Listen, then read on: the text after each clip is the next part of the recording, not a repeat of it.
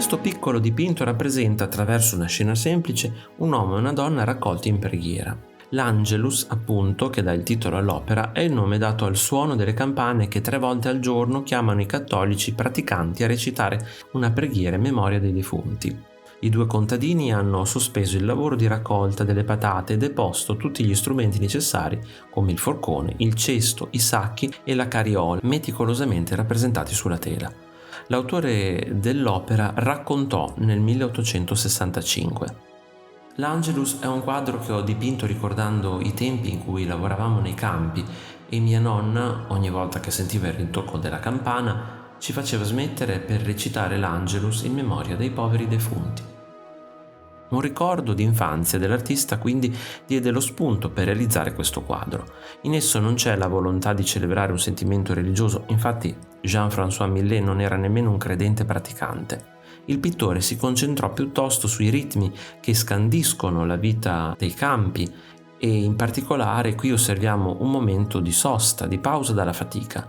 In questo caso l'interesse del pittore è rivolto al tempo del riposo. La scena è ambientata al centro di una vasta e deserta pianura, si scorge solo in lontananza un piccolo campanile, il tutto sotto il cielo rossastro del crepuscolo. Non vediamo il volto dei 2 contadini perché è in ombra, mentre un potente effetto di controluce ne sottolinea i gesti e gli atteggiamenti.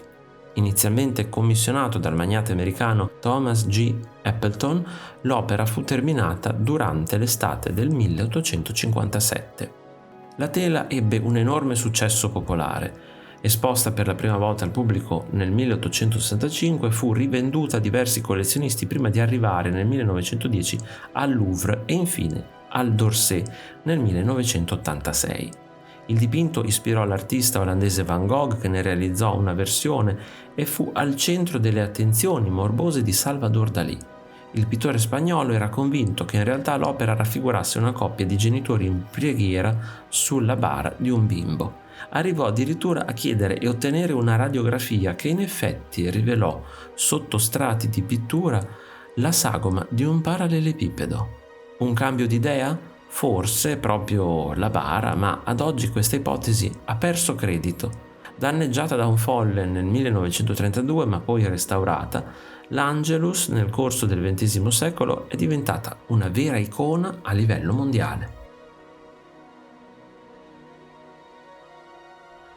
Se ti è piaciuto il video, iscriviti al canale, lascia like e condividilo con i tuoi amici.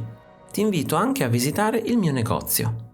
Un saluto e al prossimo video di Arte Esplorando!